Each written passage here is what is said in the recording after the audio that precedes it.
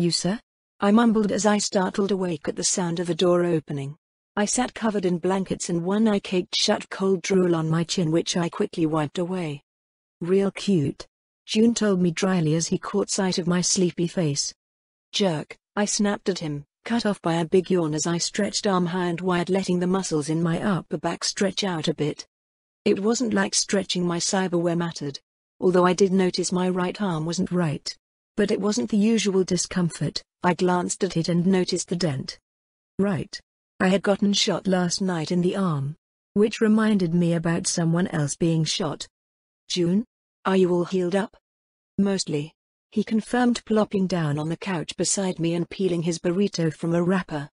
I'm glad, I told him gently as he took a big bite. Sorry I didn't come back. I was gonna, but, well, I had my own little thing, I told him quietly with a smile as I relaxed my shoulders, getting to feel my arms settle.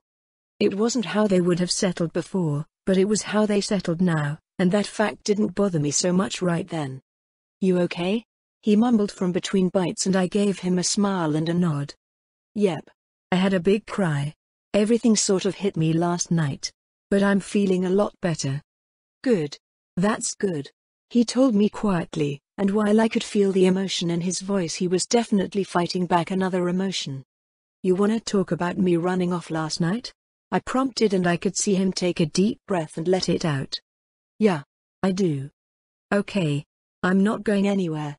So let's really talk, June. I rose up off the couch, pulling my blanket with me to flop on the other side of the table as I settled in, letting us talk face to face. He was quiet for a while as he chewed, but the way he was staring, I knew he was thinking. You didn't need me last night. Maybe. Maybe not. I shrugged, a weird feeling now that I was holding my shoulders lower. I was looting when you showed up, but I might have gotten greedy and stuck around too long. Motoko. You didn't need me, he said bluntly, sounding sad as he put the empty burrito wrapper on the table. You handle yourself like a pro. I left you behind during the raid because I didn't want you there. I didn't want you in danger. But you still caught up. You still killed. I hated it. I hate it. Seeing you do that. Putting blood on your hands. But no matter what I do, you're still gonna do it. Yeah. I confirmed with a sad smile as I looked at my brother really fighting himself. June wasn't an emotional guy. At least not like this. He was a hothead. Not an empathetic thinker. But he was trying. I can't stop you. I want to. I would kill anyone to stop you, but that won't change anything. You will still do what you want. Just like always. He sighed, his hands seemingly not able to sit still as he kept opening and closing them, or pushing them together. I'm scared, Motoko. Scared that you will get hurt. I can't protect you if you put yourself in danger. His leg was bouncing as he started talking me up and down in a rapid succession. I'm scared for you too, June. But I can't stop you. You joined the kamikaze, which, man, that name has some connotations. I grumbled. But I have to trust you. I have to believe you will stay safe, because I can't. I can't physically stop you. And I can't physically stop you, he agreed, the two of us looking each other over with matching quirks of our lips. What a pair we make, June. Yeah, Emoto, he chuckled a little, actually sounding like, well, June before everything. A real pair. We both have a death wish. No, I told him instantly, standing up and reaching across the table to put both my hands on his cheeks. Not a death wish.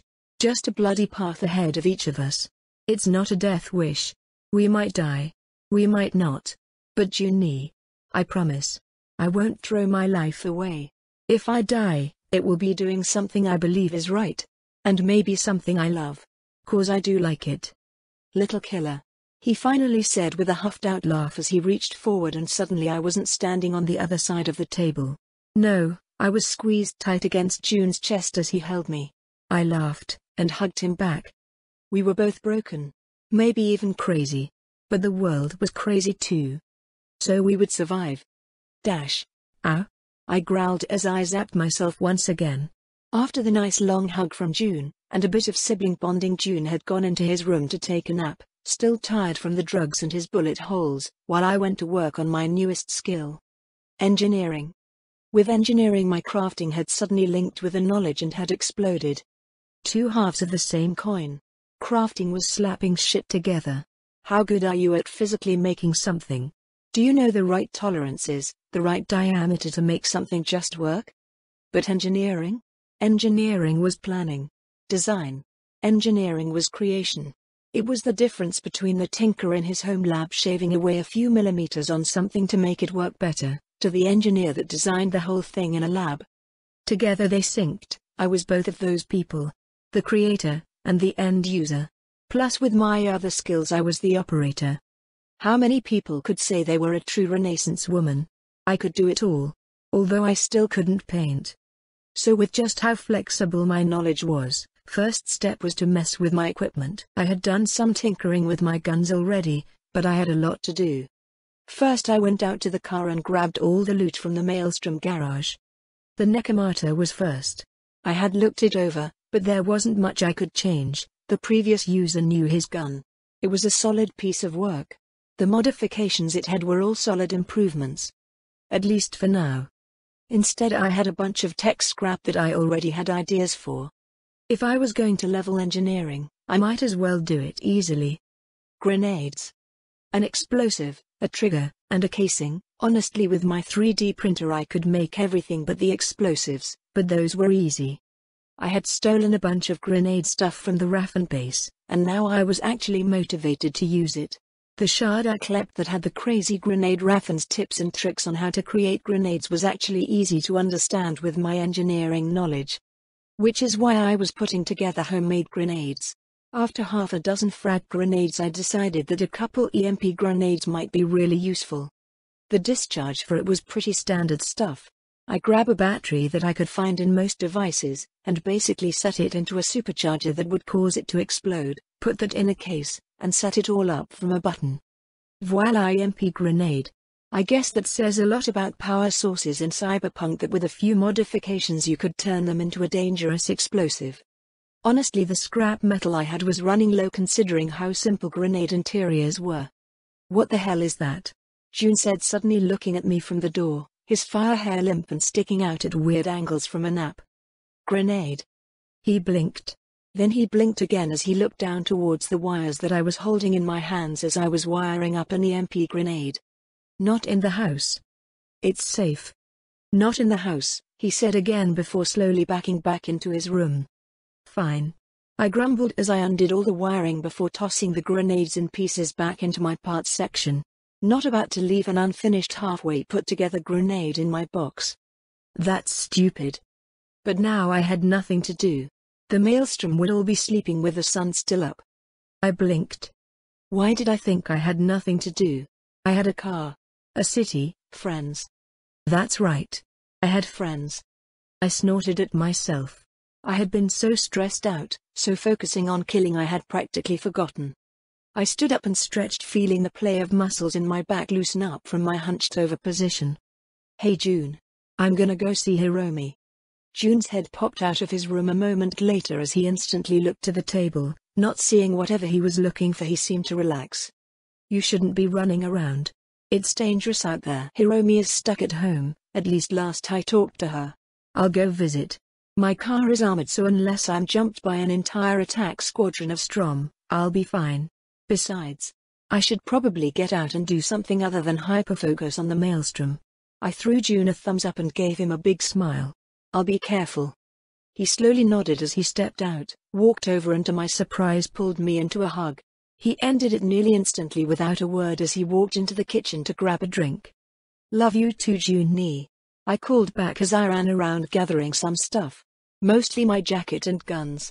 I did decide to bring my katana though. Maybe Hiromi and I could practice? A few blocks away from the dojo I called Hiromi. Motoko. Are you okay? Everything alright? Hey Hiromi. I'm okay. How are you? Still stuck at home? Yeah. My rents are still super protective right now. She said, but there was something in her voice, a tremor, or? I wasn't sure. Want to hang out? Yes. Save me Motoko. I'm so bored. Well, I'm on my way over. I can tell you what I've been up to. Perfect. Seriously, it's been the worst. Both of my parents are working from home to avoid any gang problems. Hiromi started chattering, which was actually pretty soothing as I continued the drive. By the time I was pulling into a parking spot in Hiromi's apartment's garage, she seemed normal, happy and chattering away. I guess she really had been lonely. I shouldn't have let myself spiral into my own issues. Hiromi was my chum. Being stuck inside, practically locked away all day? That sucked. We ended the call as I parked, and I hurried to the elevator. The long wait as it rose up had me tapping my foot, but finally it opened, and there was Hiromi already rushing me. Motoko, she cried out in delight as she slammed into me in a massive hug. I couldn't help but laugh as I had to spin her around a few times to bleed off the momentum. Finally her feet were back on the floor and she looked me over for a moment, looking at my new arms. I brought my right arm up and flexed a bit. It's taken a bit to get used to, but I'm starting to feel comfortable with them. Hiromi wasn't smiling though. Her smile had turned into a frown before she shook herself, which is when I noticed her hair wasn't in her usual mohawk. Instead it was sort of laid down, much more casual than I had ever seen her hair. And her neon whisker marks weren't on, leaving her cheeks chrome, but sort of bare. But I knew something was wrong when she tried to smile at me. Only for it to fold. I'm sorry. I wasn't there, Hey. It's okay, honestly. I actually started feeling better about it last night. I had a cry last night. I revealed, a little embarrassed. Gonk, she whispered gently, as she was obviously fighting back tears, but she took a deep breath and let it out. She reached out and grabbed my hand and started pulling me along. Come on, we can hang out in my room, and you can tell me everything. Sure. I chirped as I was tugged along. Hiromi was shorter than me, but she tugged me along without any trouble. Her wild girl was showing a bit of a return. That was good. Hiromi was acting weird. I was tugged into her big fancy apartment, past her mother who was looking on to see what was going on with a blank look. I gave her a wave and she simply nodded before Hiromi pulled me fully into her room. She spun me around and pushed me onto her bed before closing her door. Tell me everything, she demanded, standing over me with her hands on her hips, and I giggled at her expression. Sure. So it started when June came home. We ended up sprawled on her bed as I told my story. Halfway through my story, Hiromi had grabbed my hand and refused to give it back. Now she was running her fingers along my chrome, which felt weird. Ticklish? But not. I hadn't really had many people touch me gently since I got my arms, besides June, and his arms were just as chrome as mine. So to feel actual human flesh running a finger up my palm was really strange. Goosebumps were running all along my back. Wish I had been there, she muttered finally as I finished my story of everything I had done. I don't. I told her bluntly. Outnumbered and outgunned, I tried to run and I couldn't make it. It was a hit squad. I'm just lucky they were stupid enough to kidnap me, and not just flatline me then and there, I said, and Hiromi's fingers gripped hard against my hand. You're my best chum, Motoko. You can't die, okay? She spoke quietly as she grabbed my attention with how desperate her voice was. I have no intention of having a drink named after me in the afterlife. I told her, not really able to promise not to die. I'll be as safe as I can be. Ha. No way, when you do finally bite it, they will definitely give you a drink. You're gonna be a bad bitch edge runner. And I'll be your cunning and beautiful corpo contact that no one can be sure is on their side. Hiromi offered with a chuckle, but I was frowning. Hiromi had never in the time I had known her said she was going to be a corpo. Ever. Quite the opposite, in fact. Hiromi? I asked, voice quiet, and she just sort of looked away. It's nothing, Toko. Just everything. But I smelled a problem, so I didn't let up. I squeezed her hand back and tugged her hand until she looked up. Finally she spoke. It started with parent stuff. Them being here constantly means well, I'm forced to deal with them constantly now. Not like before. Dad was always away before, but having him constantly in my face, telling me what I am going to do in the future, showing me his work, and what to do. But it's not that. She visibly swallowed as she curled up, her legs pulling up to her chest as she held my hand like a lifeline. I went out, she said quietly in a whisper. It was late, and I just wanted to rebel, I guess. I snuck outside, and jumped on my bike, and I went for a drive. It was fine at first. I had my katana, and I was stupid, confident. I didn't even think anything could happen. Did someone hurt you? I practically growled, my eyes narrowed and I could feel my teeth grinding. If someone hurt Hiromi. No. She shook her head, which nearly instantly poured water over the black rage building up. It's pathetic. I can't even. She was definitely starting to cry a bit, but that was not okay. Hey. It's okay. Hiromi, what's got you so bothered? Tell me. Best chums don't judge best chums. I assure her as I did my best to comfort her. Suddenly she was shaking her head, looking down at her knees, but she started talking, never taking her eyes away from the ground. I got scared. I was driving along thinking I was some bad bitch. A gunfight started up. Wasn't even Tiger Claws, or Maelstrom. Just some stupid fuckbags robbing some store getting shot at. I drove past as they started shooting. Scared the absolute shit of me. I jerked, lost control, crashed my bike. I wasn't hurt, but I hid Motoko. Just gunshots near me sent me hiding in a fucking dumpster. I don't really know how long I was hiding. Eventually I got together enough to get back on my bike and ride home. She looked up, tears in her eyes as she revealed her story. I'm a coward, Motoko. I couldn't go out and actually be a street kid. I'm just a corpo brat after all. That's all I'll ever be. But I'm complaining about stupid shit. You're the one that got kidnapped again, and had horrible things happen. I just had to take a shower when I got home. I ignored Hiromi's attempts to push away from her problems, and instead squeezed her into a tight hug. You're wrong. There is nothing wrong, or shameful about being scared. I whisper into her hair as I hold her, and absolutely refuse to release her, until she gives in and starts hugging me back. Ichi went out, Malcolm went out. You went out. I couldn't, Motoko. I thought with you back everything would be great, we would be a duo, but I can't. I'm a coward. How can I be your partner if I can't even go outside? Well, then you can be my fixer. Hiromi snorted, and then started chuckling until she laughed and laughed as she hugged me back. Gonk. Nope. I'm a best chum. I tell her, earning more giggles as she nods along. That's true, I guess. It's okay? Hiromi. You're my first friend. And I say that as someone who literally had amnesia and only knew June in the whole world. You came in and made friends with me, remember? No matter what you choose to do, or choose to be, I'll always be your best chum. Even if I have to sneak into Araska Tower to hang out with you at work. Or if you are my go-to fixer, or just my go-to couch, to crash on and play games and watch bad movies. She started crying again. Hiromi eventually calmed down and we just hung out for a while as she recovered.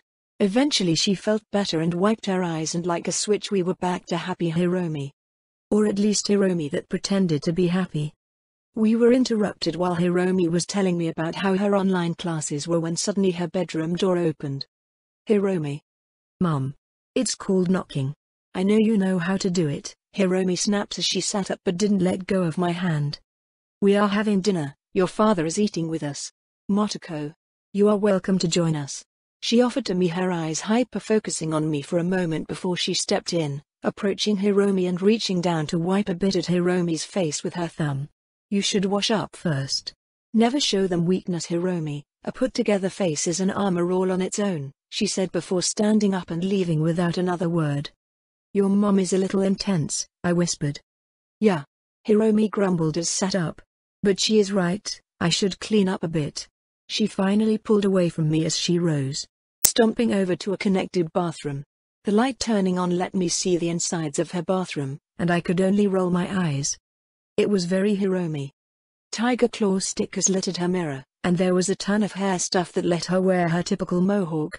Plus piles and piles of makeup. That looked mostly unused but stacked up like towers. She didn't do much, just washed her face a bit to get rid of the tear tracks, and she was back out, looking, well, like she had been crying a bit, but more firm. Hungry? You can Delta if you don't want to deal with the rents. I'll come. I haven't met your dad yet. Oh yeah, you don't remember meeting him. That's gonna be interesting, Hiromi said, sounding like it would be anything but. I followed her out of her room, adjusting my holsters a bit to settle more comfortably as I headed into the massive dining room. A steaming dinner was already set out, with 4 spots.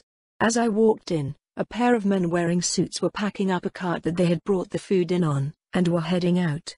I guess this complex was ritzy enough to have room service. "Come on Motoko, sit here." Hiromi guided me to a spot and pushed me in as she took the next closest spot, scooting her chair and food over so she was closer. "There is Hiromi's friend." A slick voice called out from behind me as I turned. A man wearing a suit stepped out of an office, every piece of him perfectly in place as he walked in and patted Hiromi on the shoulder, smiling in a way that seemed fake. Even Hiromi sent her dad a glare for it which he seemed to ignore. It was Motoko? Motoko Kusanagi. I introduced myself and he nodded. "That's right. That's right, it's been years since I last saw you. Well, you certainly changed your style. My dear lovely wife tells me you have been working as a mercenary? That's a useful job." He offered with a smile that was absolutely fake. But he was also Hiromi's dad. So I just nodded as he and his wife settled into their seats. "Yeah. I've been doing some work with Wakako. Mostly minor stuff, some bodyguard work and asset acquisition," I told him, earning a blink from Hiromi at my words, and then Hiromi's dad started laughing. "Asset acquisition. An excellent way to put it. You should see what you can do for Arasaka, with that quick wit." His smile didn't reach his eyes, but Hiromi's mother asked Hiromi a question about her schoolwork after that, and I was able to look down at the meal. Looked like something I would have eaten in my past life. Even if the piece of meat that looked like a chunk cut off from a roast, was definitely not pork or beef. It looked like it, but the taste was wrong. "What about you, Motoko? Any school in your life? Education is important for young girls, you will need it to get anywhere in life." Hiromi's mother asked me suddenly as Hiromi did her best to not answer anything about her own education. "Nothing official.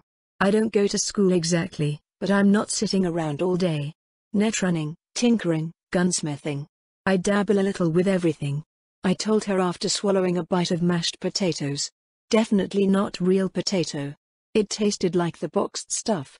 Not terrible, and it was at least a familiar taste and texture. "Oh? That's a diverse skill set for a girl your age. I find people that try to do everything, end up failing to do anything." Hiromi's father cut in, with a smile. I swear I think the guy just smiled through whatever he was saying or doing just out of habit. "I think I focus on everything in a way. I've been interested in robotics with my tinkering.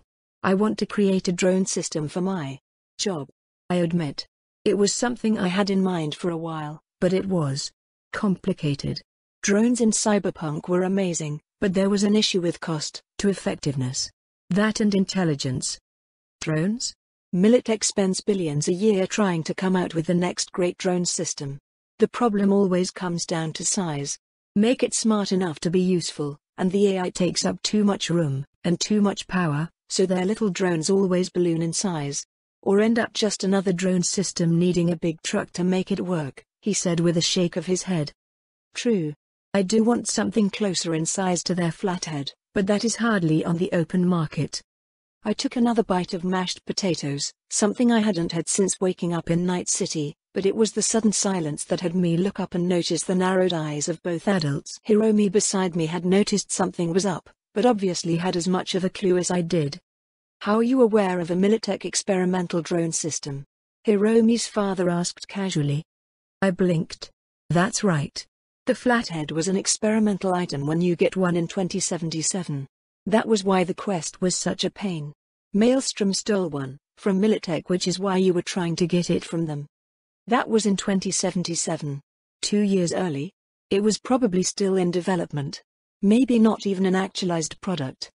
Came across it. It sounded useful, so I've been thinking of making something similar. What exactly do you know about the flathead? Once again that voice of forced casualness made me realize he was digging. It's small, probably remote operated. To bypass the AI size issue. Something about a camo system. I tell him using my hands to give about the size of what the flathead should be. Honestly, it was the size of a smallish dog. Interesting. If you find out any more, or if you happen to have any concrete data, I would be happy to be informed of a competitor's work. I would be happy to pay you for hard data, he said, his eyes locked on mine. He wasn't smiling. I nodded. Sure. If I come across any corpo stuff on my jobs, I'll make sure you can get to look at it. For Hiromi. I answered and finished with another bite of my dinner. Then that fake smile was back on his face. Excellent. Looks like my dear Buttercup made a very useful friend indeed. Excellent work, Hiromi, and here I thought you failed your human resources course. Her father said with a loud laugh as he swallowed a bit of his wine. Hiromi's mother was quiet, just with a small fake smile on her face as well, but her eyes were sharp like a hawk. I did fail it, Dad. Hiromi muttered, irritated. Awkward. Hiromi and I hung out the rest of the day, never talking about anything serious, just playing games, or spending some time with Hiromi painting my nails. Even if you were full chrome now, still gotta look like a bad bitch Motoko. Besides green and no tiger claw colors. I already have enough issues with June and where I am staying now. Fine. Purple is more your color anyways, she admitted with a grin. But as it grew late I did leave. Hiromi, still stuck at home, forced me to promise to call and visit more, which I assured her I would. As I walked back to the quadra feeling kinda normal, I couldn't help but smile a bit. Today had been nice. I mean, Hiromi having a meltdown wasn't, but it was nice to be pulled away from Maelstrom. Away from the harsh reality I had been feeling since the Maelstrom kidnapping, and back towards the realization that just because bad stuff happened to me, didn't mean I had to let it control my entire life, that I wanted to be happy. I wanted to enjoy my life. I just had to accept that even through the bad things. I kept that little smile on my face as I made the circuitous route back towards the dojo. June wasn't in the apartment when I got home, and I was tired from the emotional roller coaster with Hiromi, so I just decided to go to sleep. Tomorrow would be a new day. So do you have it? I asked. I wasn't going to hide in the apartment, nor was I going to only head out to murder people. I still had a life to live. That meant going shopping. Interesting request. Sit tight for a few minutes, let me go through my private collection, Yoko said as she adjusted her round glasses. I had traveled to the Dewdrop Inn in order to find a program, but not a netrunning one.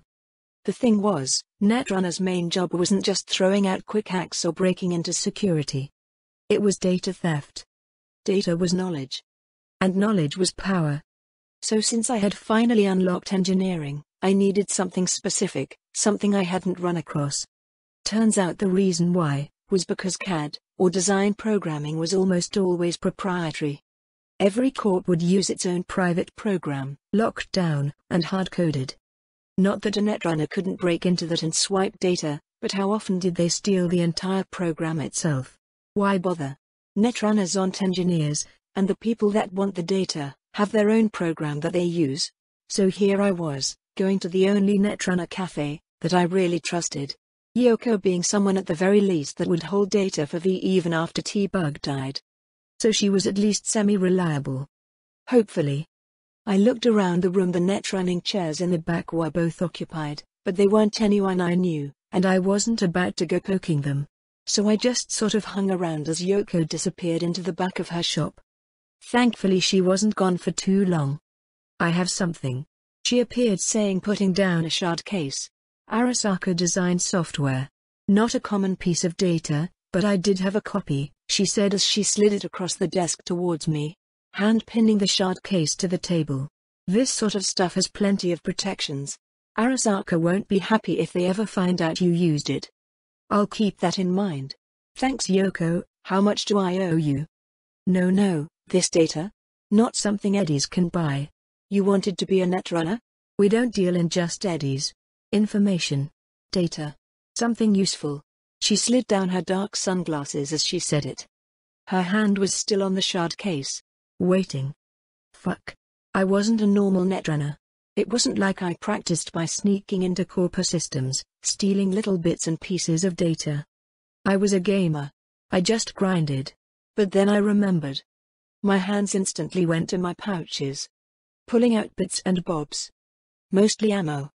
Okay, like a lot of ammo. One pouch for my Booyah, another for my Unity. Lexington. For my Lexington. I even had some shotgun shells in another, but then in that pouch I found my goal. A handful of shards without a case were spilled across the counter. There they are, I said happily as I brushed the shotgun shells off the shards and pushed them towards Yoko. All I got was an upturned eyebrow in turn. I clapped these off a Maelstrom Netrunner the other night.